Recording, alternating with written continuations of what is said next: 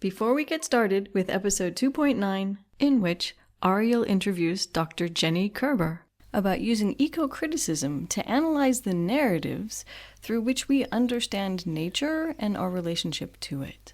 Let me remind you that we need your support.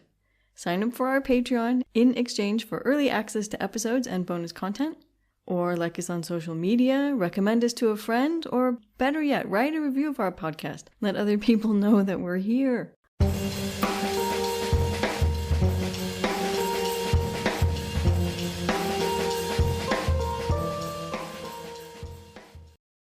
So hello, listeners, and welcome to this episode of Solarpunk Presents. Today, I'm sitting down with Dr. Jenny Kerber, Associate Professor in the Department of English and Film Studies at Wilfrid Laurier University in Waterloo, Ontario. Laurier's Waterloo campus is located on the shared traditional territory of the neutral Anishinaabe and Haudenosaunee peoples. This land is part of the Dish with One Spoon Treaty. Dr. Kerber taught me the course that was my first introduction to studying the environment in an academic setting during my master's studies at WLU. In particular, her class introduced me to the idea of ecocriticism, a literary lens that can help us think about the way that the quote-unquote natural world is represented in the books and other media that we consume, and I'm excited to have her here today to talk with me about that. Dr. Kerber, thank you so much for agreeing to be here. It's my pleasure. So perhaps we can start out with a definition. What is ecocriticism? Well, I would describe it as a critical approach to literature and culture that's been around for really close to 3 decades now as a kind of formal subset of literary cultural studies. Sometimes today, ecocriticism gets folded in under the broader umbrella of the environmental humanities. Which also encompasses things like environmental history, for instance, environmental philosophy, and a number of other disciplines. At its most basic level, early definitions of eco-criticism, going back to kind of the mid to late 1990s, described it as looking at how the physical environment is portrayed in a text or represented in a text, a literary or cultural work in particular. So, eco-critics are really interested in representations of physical environments in literature, but also how that representation shapes how we think, perceive, and act. It asks questions like what leads us to damage our planetary home, since at present moment we don't have anywhere else to go. But what helps us to appreciate our, surroundings physically as well. What causes us to wonder at nature or fear it or nurture it? I think eco-criticism has always had a kind of activist bent as well. In that sense, it's a counterpart or an affiliate of other forms of political criticism in literary and cultural studies like feminist criticism, post-colonial approaches, gay and lesbian and LGBTQ plus forms of approaches to literature as well. So among others. So it's sort of aligned with that as well. There's a desire not just to know, but to do. Where did ecocriticism as a field come from? You kind of mentioned some adjacent fields, but then also that it sort of originated in the 1990s. Is that correct? Yeah, there are different trajectories and different origin stories for ecocriticism, but as an academic discipline, I would locate it kind of in the mid to late 1990s. And initially there were sort of 2 strains, one being predominantly American and the other being more British. And then, you have Canadian approaches sort of falling in between those 2 things. The British strain, scholars tended to focus a lot on the Romantic period in literature. So think of poets like William Wordsworth or Samuel Taylor Coleridge. Kind of poetry of nature, travel writing from that period, mountaineering, the interest in the sublime experience of nature. But you also have poems like, Wordsworth's poem Nutting, in which he's talking about being a boy and going to gather nuts from a tree and engaging in wanton destruction of the tree with his friends, and then feeling a kind of regret about that and wrestling with that after. Right. Or a poem like Lord Byron's Wonderful Darkness that envisions the sun going out and what happens to humanity when the sun goes out. It's this very apocalyptic kind of poem that also speaks to its own historical time, because he was writing in the wake of the eruption of Mount Tambora in Indonesia, which led to what was popularly called the year without a summer in Europe. That is, there was so much cloud cover and so much cool weather that people were very concerned. Was this a permanent change? They didn't necessarily understand these global systems. And also with the British strain you get of eco-criticism, you get quite a bit of Marxist work as well. So that's coming out of, for instance, scholars like Raymond Williams, who was a Marxist critic, famously wrote a book called The Country and the City, pushing people to think about the industrial means of production that underlay or underwrote a lot of the country house literature, for instance, in Britain. While some people were walking in the countryside courting and all that sort of thing, there were other people who were laboring these factories, right, that were propped up by colonialism and other mechanisms. So that's sort of the British strain. And then in America, or especially the United States, you have historically scholars looking at transcendentalist authors, 19th century writers like Henry David Thoreau, Walden, Ralph Waldo Emerson, John Muir.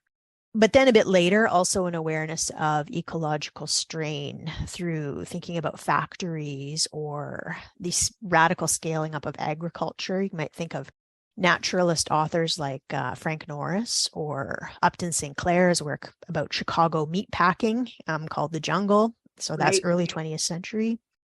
So there's a strong strain of the kind of wilderness tradition in American eco-criticism, or at least what critics are interested in, but also interested in indigenous settler relations and different ways of knowing. And then sort of once you come up into the kind of mid-20th century in the United States, you see much more of a concern with pollution in literature and writing, especially being kicked off with Rachel Carson's landmark work, Silent Spring, from the early 1960s.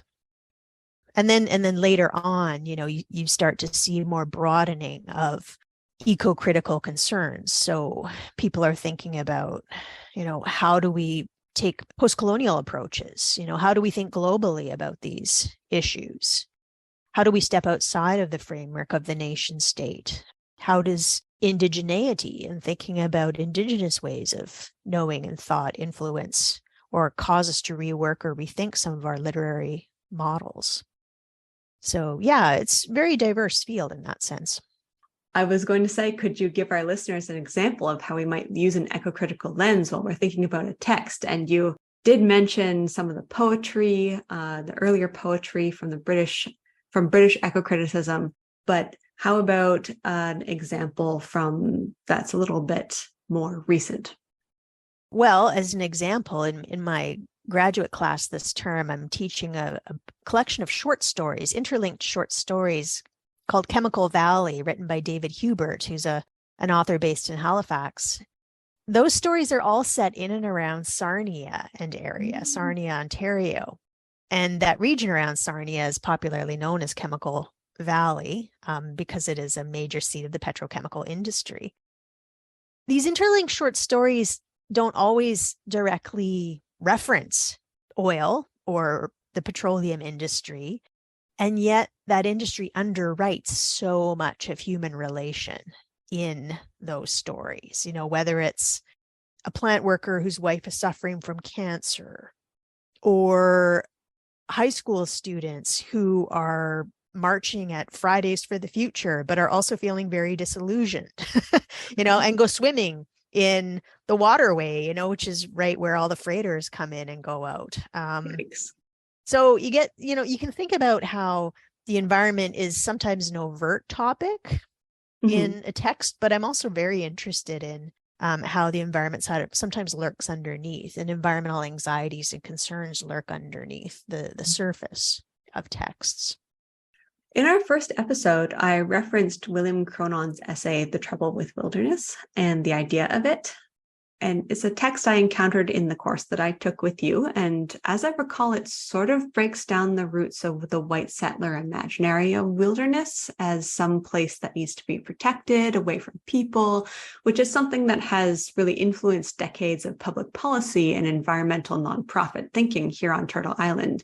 Is that an accurate summary, would you say? Yeah, I think so. I mean, he's really kind of dealing with a sort of a particular American idea of wilderness, North American idea of what wilderness is, because historically, wilderness has meant different things. Often it was quite negative in much older literature.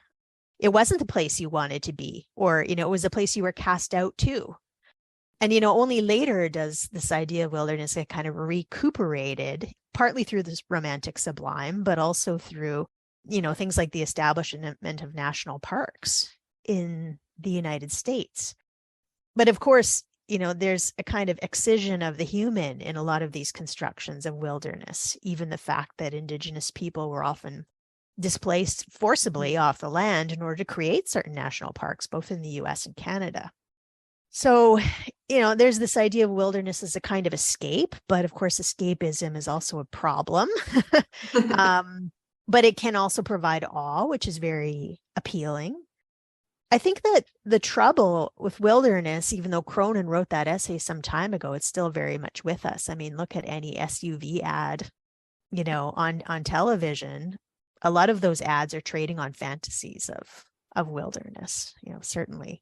Right. There's that tension between, this wild, seemingly untouched space, and then you've got this gigantic car driving through it. So it's very easy for humans to penetrate into the wilderness, and it somehow exists somewhere. I don't know where those commercials are filmed, but it looks nice, I guess. Obviously, these ads are successful, right? Otherwise, they wouldn't keep making them. So I think it's also appealing to a certain fantasy that many of us have for escape, for purity, for recreation of a particular kind. I mean, there have been some more recent critiques of wilderness ideas coming through, for instance, a framework of disability studies. The British poet Polly Atkin has a wonderful piece called Why is a Poem Always a Walk? Really asking, probing this idea of how so much nature writing and nature poetry is premised on walking. And what if walking isn't your predominant means of ambulation, for getting around? Sometimes we get these other very interesting ways of coming at that question. But the idea of wilderness can also be expanded, I think, in more positive directions too. Like the Canadian poet Don Mackay, in his book Vis-a-Vis, talks about wilderness in maybe a little bit more of an abstract way, or an expansive or unpredictable way. He describes it as the ability of all things to elude the mind's appropriations. The things that we can't control that nature does. That may just be your dog taking a crap on the carpet.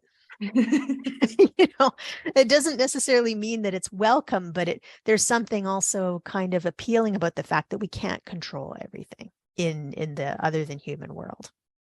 Pets are a very good example of that. It's this little bit of wilderness that you think, yes, this is my domesticated animal, and then it goes ahead and destroys your chair. And you're like, oh, that was not planned. This is wild. But I love you anyway. Yeah. Yeah. And when thinking about the trouble with wilderness, that was such a landmark essay of, I guess, kind of the late 1990s. And in some ways, I think now the concept that eco-critics and environmental humanists are really mulling over and debating is, I would call it the trouble with the Anthropocene today. Right. It's a term with also now a lot of currency, but is kind of a complicated one too. Once one probes beneath the surface, what's the origin point of the Anthropocene? The fact that humans have laid down a geological layer, that our presence constitutes a geological layer that will be read millions of years into the future. But that idea of the Anthropocene is really being questioned and troubled by, and very productively so, by, for instance, Indigenous scholars. There's a lot can be said about that term, I think, currently. Right. Yeah. The debates over, who is the Anthropos in the Anthropocene? Who is the human who is causing this destruction? And is that just another expression of this arrogant human supremacy, which, comes into white supremacy as well, or flows from, excuse me. So, yeah, that's a debate worth having, definitely. I wanted to ask you similarly, the term nature is a complicated issue. And I find myself having difficulties whenever I go to say things like human nature or humans versus nature, and thinking, no, that's not quite accurate at all. Could you explain or help me trouble that a little bit more? Sure, I can try. I mean, that's partly what makes nature such a fascinating term, is because it is so difficult to define, and it just had so many different meanings historically. I still tend to go back to thinkers like Raymond Williams, who wrote a very important essay called Ideas of Nature, as well as the British philosopher Kate Soper, whose work I really like. And she also has written on this question of what is nature. I mean, I think one of the issues with nature as a concept or a term is that it often gets bound up with ideology in ways we sometimes don't even recognize. That it's what Timothy Clark calls a kind of dogmatism in disguise. So that it can be wielded for certain political ends. When people say nature is, or nature shows, or it's nature's way, we may say, well, what is nature? Is nature red in tooth and claw? Right. Is nature inherently about mutualism and balance? Is nature out to destroy us or outlast us? Is it a mother figure, as some cultural understandings might arrive at? The pandemic, I think, really got us thinking about this in interesting ways. Was the pandemic simply nature's way? Some people took that position. But then we might also ask, what about human agency? What about human choices in the face of, this immense challenge that we are facing? What is natural and what isn't? Yeah, I mean, you even see this in the realm of marketing, right? Natural products. There's virtually no regulation of what can call itself a natural product, which then leads us into, the natural being enlisted for a kind of green consumerism or greenwashing. People can feel like they are getting back to nature, even as their very act of consumption may be destroying it. It's almost a double consciousness, this idea that you're helping nature, but really what you're doing is contributing to the destruction of the ecosystem around you, whatever that may look like. Or maybe an ecosystem far afield, but it's out of sight, out of mind in a sense, right? So we might think of even the uses of many products that we have that are manufactured overseas, for instance. I remember reading in your class Timothy Morton's, I forget the book, but he talks about how there is no such thing as a way anymore. There's I think it was on hyperobjects and hyperobjectivity, because everything is just kind of in your face. Everything's just immediately present and imminent, and not something you can turn away from, or turning away from it is an act of deliberate ignorance and not something that we can in good conscience do, which is troubling. It is troubling and also potentially disabling. We also need to sometimes pick our battles. We don't want to become paralyzed either, right? By feeling overwhelmed by the impact of every single choice that we make, for instance. I mean, when I think about definitions of nature, these are really matters for thinking about politics, ethics, morality, aesthetics, science. Many of those areas are areas that scholars and people working in areas of cultural and literary studies have a lot of expertise in, have spent a lot of time thinking about. So I certainly don't think that environmental crisis is only to be solved or approached through science. It's one mode among many. Because people are people, and people will bring their own interpretations and biases with them wherever it is that they go, and with whatever it is that they're doing. And you're right in that thinking eco-critically can lead a little bit to that decision fatigue and sort of feeling that overwhelm. So I guess this is a bit off script and more of a personal question, but how do you deal with that? It depends on the day. If you don't mind sharing. No, not at all. Some days I feel kind of, I struggle with that. I even struggle with things like green tech solutions, because on the one hand, I want to be hopeful about the capacity of green technology to help us ameliorate many of our looming crises, right? Well, not even looming, the crises we're already in. On the other hand, I just read a book over the weekend that was given to me by a graduate student that talks about how the history of many energy saving technologies is that they don't actually reduce consumption, they increase it. It's a book called The Conundrum by David Owen.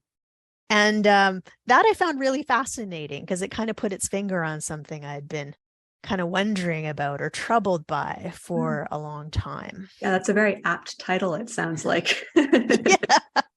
Yeah. And yet I don't see that as a reason for us to give up hope either. I think one place where I do see hope for the environmental movement, maybe for my own life as well, is in kind of thinking about how we might derive pleasure and reframe our desires in the coming generations. I see this even with my undergrad students, that they want something different for their lives. I don't think that only needs to be framed around loss or sacrifice. There are ways in which we can reframe what desire means, what collectivity means, what mutual support means, in ways that I think have a great amount of environmental potential, that leave us feeling not so much atomized, alone, or depressed, and that actually can help us to feel quite hopeful. I mean, the other thing that really interests me in the kind of literary cultural realm is works that kind of experiment with other genres or other modes of narrative, for instance, that step outside of some of our very familiar narratives of decline or narratives of catastrophe or tragedy. Right. Are there ways we can leverage comic narratives, the absurd, satire, to approach some of the environmental challenges that we're facing? Because I actually don't think too much earnestness always gets us where we need to go. I think we need a lot more laughter in the environmental movement broadly. So that's something that kind of interests me now. Nicole Seymour, a scholar in California, wrote a book called Bad Environmentalism a few years ago. I remember that one. Yeah. Yeah. Good. It was kind of a nice tonic, I think, for eco-criticism, and that I think a lot of eco-criticism sometimes fixates too much on doom and gloom, and is too earnest, really. Yeah. I mean, it is hard not to be despairing with everything that's happening. But yeah, you mentioned reframing and the narrative of our lives, basically. And that's what drew me initially to Solarpunk, was the fact that what it does is it takes, say, a narrative of scarcity and fear and turns it into one of abundance and hope, and something that sort of can reprogram and reframe the way that we approach issues like pollution and things like that, and look at it through new eyes. I'm also similarly on the note of bringing humor and more fun. I'm currently reading Almanac for the Anthropocene by Phoebe Wagner and Bronte Christopher Wieland, and something that they emphasize throughout this, it's an anthology with the editors writing sort of introductions to each section. And in those introductions from the editors, they really emphasize how this should be a fun thing, guys. These are complicated issues that we need to think through, but also we can find joy and, as you said, pleasure in observing the world around us and the way that humans are adapting to the new the new ecosystems that they're finding themselves in to climate change, and how resilient they are. And I was like, yeah, that's right. That's something that is definitely worth thinking about and worth talking about and bringing to the fore a little bit more. There's this leap sometimes too quickly from what Elizabeth May has described, the leap from denial to despair when it comes to climate change in particular. And she kind of says, whoa, whoa, whoa, whoa. What about what's in between? There are many, many steps and alternatives we can take before we get to despair. And one of the areas that I also teach in is Indigenous literatures. And so much of Indigenous literature and culture helps us to step outside of that dualism, because Indigenous people have had so many things thrown at them throughout history. And if they had just gone straight to despair, they wouldn't still be here. We have a tremendous amount to learn from that. There's a real call for, if we're not Indigenous, to be humble in the face of that and maybe learn something. In my graduate studies studying the post-apocalypse and post-apocalyptic narratives, there's a lot of talk, especially recently, from diaspora communities and from Indigenous communities saying, hey, we have lived through an apocalypse. You might call it a cultural apocalypse. Definitely something that involves loss on a grand scale. But we're still here. And this is how we're dealing with it.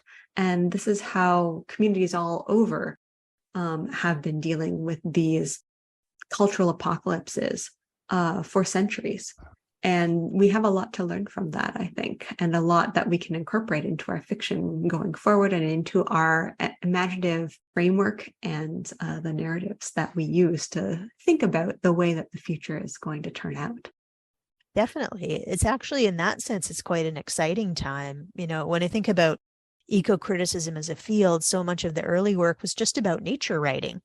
And now we have really, I think expanded the whole idea or exploded the idea of what nature is or can be, but also that, so much writing has expanded far beyond that, gets us really thinking in much broader terms. So, yeah. And maybe, there are genres that especially have been used more in other cultures or more historically that we might think about turning back to.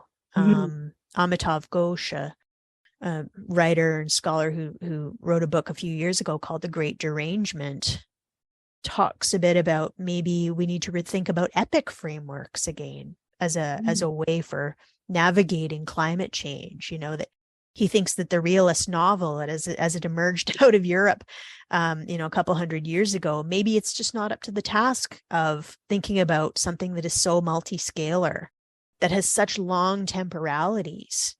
Maybe epic is a more fitting genre in a way, or approach for thinking about some of the problems that climate change confronts us with today. I'd love to read an epic that dealt explicitly with climate change and climate resilience. I wanted to end off by asking you, why is it important, in your words, for people to sort of think about the questions that eco-criticism challenges us with as they engage with the environment, or the environment as it's represented in literature or other media like movies and, as you mentioned, commercials today? One of the reasons why it's important to engage with these questions is, maybe it goes all the way back to the philosopher Ludwig Wittgenstein, who said, the limits of my language are the limits of my world. The language that we use to describe our world, to describe challenges we're confronting, the things that we celebrate through language and image and culture, tell us a lot about what we value, but conversely, what we don't value. And so I actually think cultural production in its many forms does a lot to shape human conversations, about what we value or don't and why, and how we may also need to adjust those values or imagine otherwise going forward.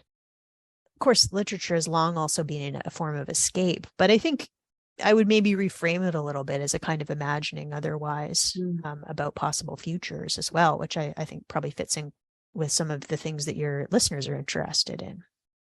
Yeah, speculation as a form of mood boarding possibility, I guess. So. Yeah, I like that.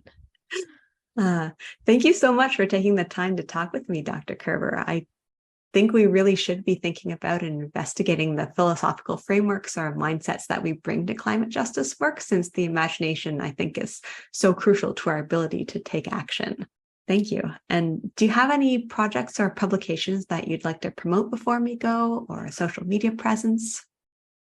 Yeah, I had a book or an article come out just last year that is looking at climate change tourism in the Arctic and thinking about borders and boundaries, and especially in the Canadian Arctic, and also thinking about melting ice and how that's going to probably open up Arctic waters for ever more tourism, especially cruise ship tourism, and thinking about the ethics around that. But also in that article, I really look at how, speaking of cultural forms, I look at a lot of advertising and promotion for these cruises. How do they get people to want to do these trips without depressing them, without inducing some kind of cognitive dissonance?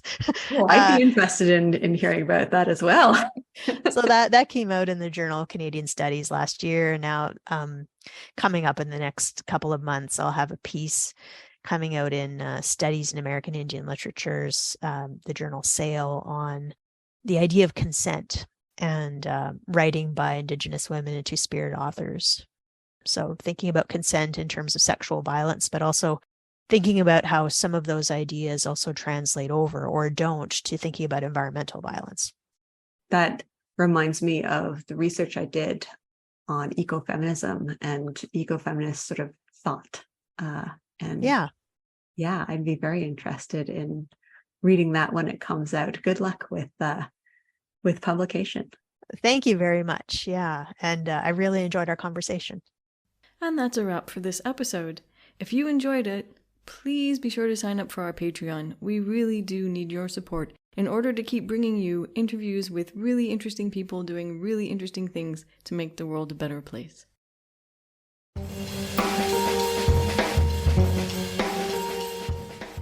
Thank you for listening to Solarpunk Presents, a podcast hosted and produced by Ariel Kroon and Christina de la Rocha. The audio for this episode was recorded in part on the traditional territory of the neutral Haudenosaunee and Anishinaabe peoples, and in Germany. The opening and closing music of this podcast is Water Cooler Gang by Monkey Warhol. Available for use under the Creative Commons Attribution 4.0 International License. Until the next episode, keep dreaming and keep up the good work.